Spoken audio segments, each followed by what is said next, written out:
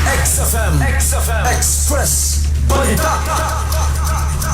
Express Balita.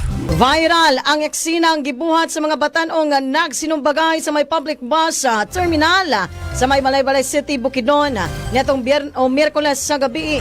Kini nakuhaan og video sa netizen ug gipost sa social media. Gisulayan pag-ulang sa mga personahe sa Malaybalay City PNP ang grupo sa mga kabataan nga naan nag-edad 14 hangtod 17. Apan wala girespeto sa mga kabataan ang kapulisan.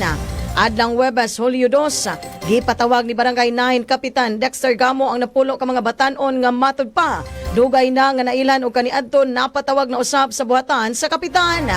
Lakip ang mga ginikanan, gimaymayan sa kapitan ang mga kabataan nga magbag-o aron dili malambigit sa mga ilegal nga binuhatan. Sa mausab nga panagtagbo, naklaro ang rason sa panag-away. Hinungdanan niini matud pa ang wala na logout nga Facebook nga naka-login sa usa ka internet cafe ug kini gigamit sa lain aron i-message ang girlfriend sa usa sa nalambigit sa gubot.